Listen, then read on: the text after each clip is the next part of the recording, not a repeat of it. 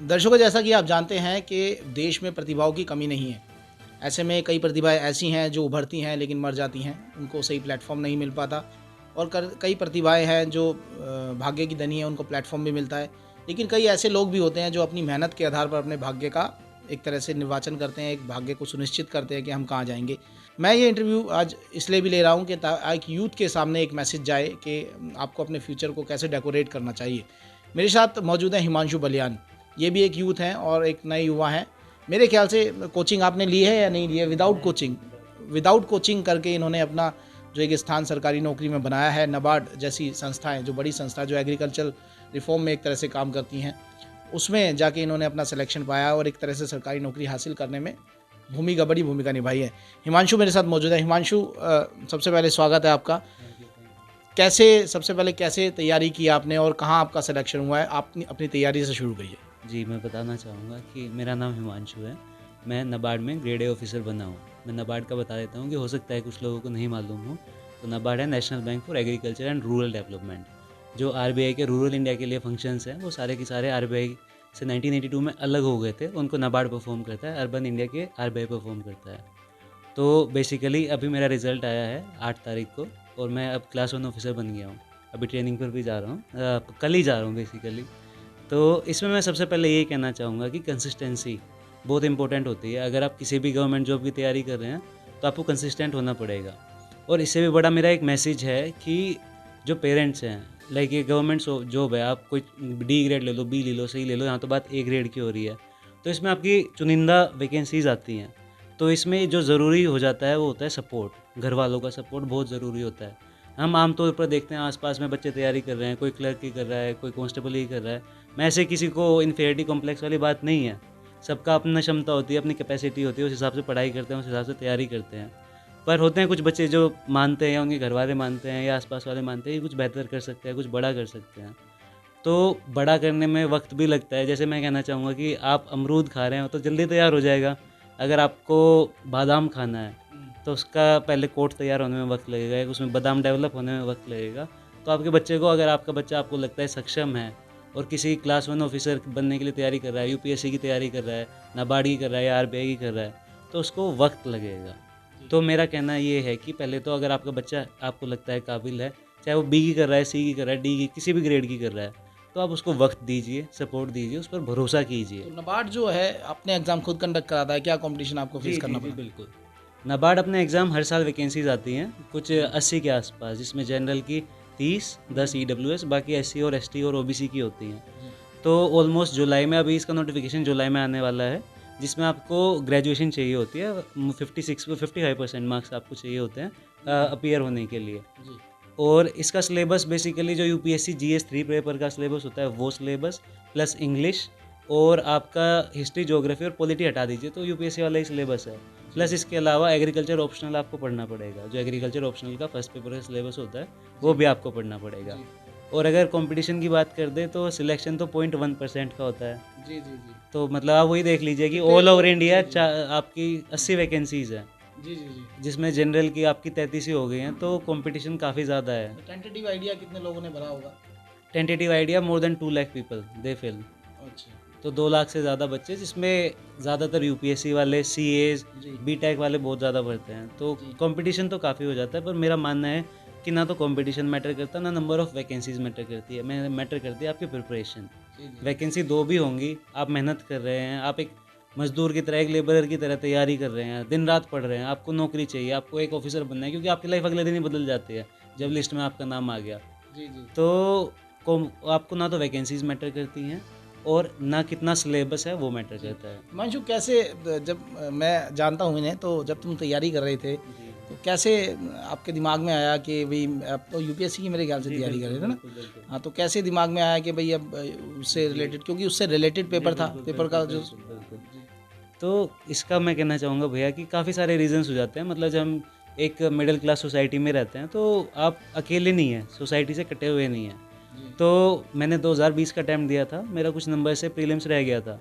तो जो एक आम तौर पर नॉर्मल बात है, जो लोग समझते हैं उनके लिए आसान होता है, पर थोड़ा सा हमारा फैमिली बैकग्राउंड उस तरह से कंजर्वेटिव वाली चीज़ हो जाती है तो वो नहीं समझे।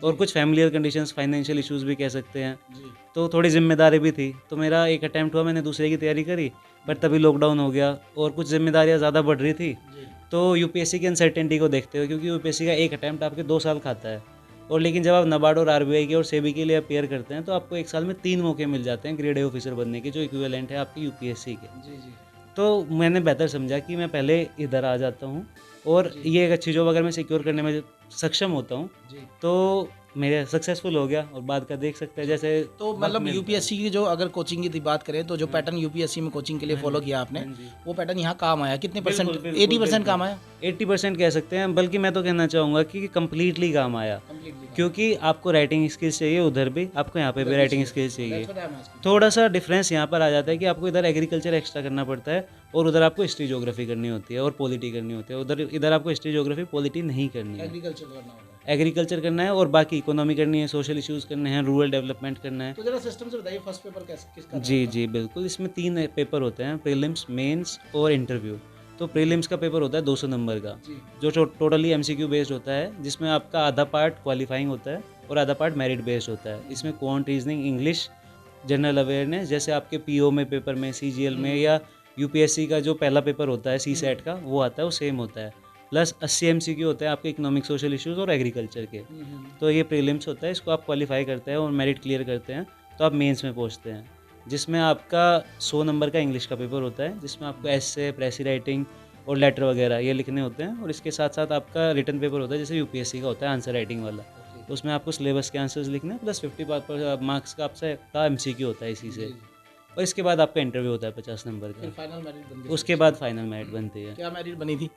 अभी मार्क्स नहीं आउट हुए हैं, अच्छा, पर marks उम्मीद है कि अच्छे आए हैं, तो अच्छा है। जी जी तो बिल्कुल। अपॉइंटमेंट लेटर आ गया ट्रेनिंग के लिए? अपॉइंटमेंट ने आज 24 तारीख को निकल रहा हूँ मैं, 24 फेब को, अच्छा लखनऊ के लिए ट्रेनिंग के लिए। अच्छा, जी जी। ये जब आपने प्रिपरेशन की, आपने एक बात कही थी कि मेरे को जो है घर वालों को भी समझना चाहिए, और ऐसा कुछ हो जाता है जब बच्चा तैयारी करता है, उस पर बहुत सारा प्रेशर होता है, और 4-5 साल जब तैयारी में निकल जाते हैं तो कोई आउटकम नहीं आता, तो उसमें क्या होता है, ऐसा लगता है कि भाई कि मैं निराश हो रहा हूँ। इसका श्रेय आप किसको देना चाहेंगे, किसने आपको सपोर्ट किया? जी, मैं वही कहना चाहूँगा कि जैसे मैंने कहा कि इस एग्ज़ाम में इमोशनल सपोर्ट की बहुत ज़रूरत होती है। तो यहाँ मेरे मौसा जी हैं, मेरे मदर हैं, इन्होंने, मासी है मेरी, इन्होंने मुझ पे भरोसा रखा। इन्हें था कि वक्त लग रहा है, पर देर आएंगे दुरुस्त आएंगे, जी तो वो हो भी गया है। तो मैं इनका बहुत बहुत धन्यवाद करना चाहूँगा, और इसके बाद मैं मौसा जी का धन्यवाद करना चाहूँगा, क्योंकि बेसिकली मैं मुज़फ़्फ़रनगर से हूँ, तो मैं बचपन से उन्हीं के पास रहा हूँ। तो अगर मैं यहाँ नहीं आता, तो मुझे महसूस होता है मेरा ऐसा बेस, मेरा फाउंडेशन नहीं डेवलप होता जो हुआ। और जो आप अपने सामने देख रहे हैं, ये क्या पता, ये पर्सनैलिटी कभी कहीं होती ही ना, कोई इसका एग्जिस्टेंस ही ना होता। तो इसलिए मैं उनका बहुत बहुत धन्यवाद करना चाहता हूँ, जी बचपन से सिखाने का, आगे बढ़ाने का, और यहाँ तक पहुँचाने जी। का। हिमांशु की माता जी भी मेरे साथ मौजूद हैं। क्या कहना चाहेंगे? आपका बेटा, एक माँ के लिए इससे प्राउड मोमेंट और क्या हो सकता है कि उसका बेटा अब एक गवर्नमेंट सर्विस में एक एम्प्लॉय बन गया हो या कामयाब हो गया हो किसी भी स्तर पे, उस माँ के लिए मेरे ख्याल से उससे ज़्यादा प्राउड मोमेंट कोई नहीं हो सकता। मुझे अपने बेटे पे गर्व है, और बचपन से ही उसे मेहनत और लगन का मुझे कहने की भी ज़रूरत नहीं थी, वो करता था, और उसको सपोर्ट मिला है उसके मौसा मौसी का। उन्होंने उसे आगे बढ़ने में हर समय उसका साथ दिया। कहीं लगा कि कहीं तैयारी कर रहा है लड़का, पढ़ता रहता है, कहीं लगा कि जैसे माँ को लगता है नहीं मुझे थोड़ा सा टाइट लगाम खींचने की ज़रूरत है, तो कहीं लगा आपको कि कहीं तैयारी कर रहा है कि कामयाब होगा ही होगा? 1% भी कोई शुबा संदेह था? मुझे नहीं था, मुझे भरोसा था अपने बेटे पे। मैं यही कहती थी कि वो जो कर रहा है मुझे यकीन है कि वो कुछ भी गलत नहीं करेगा। हाँ, मुझे इतना था भरोसा, जी। और उसने आज कर दिखाया। कैसा फील होता है? आप अपने मेरे ख्याल से नेटिव प्लेस भी गए होंगे, गाँव अभी मेरे ख्याल से तुम हो गया होगे, तो कैसा लगता है? मुझे गर्व महसूस होता है। वहाँ गांव में जाके मुझे बहुत अच्छा महसूस हुआ, यही कि मेरे बेटे ने कर दिखाया जो मुझे भरोसा था। कहते थे पहले भी, हर कोई कहता था कि तुम इसका साथ दे रही हो, तुम इसके लिए, हमारी स्थिति थोड़ी कमज़ोर रही है, उस स्थिति में भी हर कोई कहता था कि इस बच्चे को संभाल के चलना। 2 रास्ते होते हैं ऐसी स्थिति में, तो किस तरफ बच्चा जाएगा उसको देखना। वो कहते हैं, मैं नहीं मानती, लेकिन हर कोई रिश्तेदार भी कहता है कि इसका श्रेय माँ को है, लेकिन बच्चे की मेहनत को हो जाता है, और ऊपर वाले का आशीर्वाद है। देखिए कितना प्राउड मोमेंट होता है, और मेरे लिए भी बहुत प्राउड मोमेंट है कि बच्चे जब आगे बढ़ते हैं तो बड़े तरक्की, और मोहल्ले के बच्चे जब आगे बढ़ते हैं तो बड़े तरक्की का एहसास होता है। और मैं यही कहना चाहूँगा कि ऐसे बच्चों को जिन पे कोई फाइनेंशियल सपोर्ट ना हो, या ऐसा कुछ हो कि गवर्नमेंट को किसी भी स्तर पर या किसी भी फाइनेंशियल क्रेडिट के जरिए उन्हें आगे बढ़ाने की कोशिश की जाए, तो सरकार ऐसे बच्चों पे ज़रूर ध्यान दे। आप देखते रहिए भारत न्यूज़।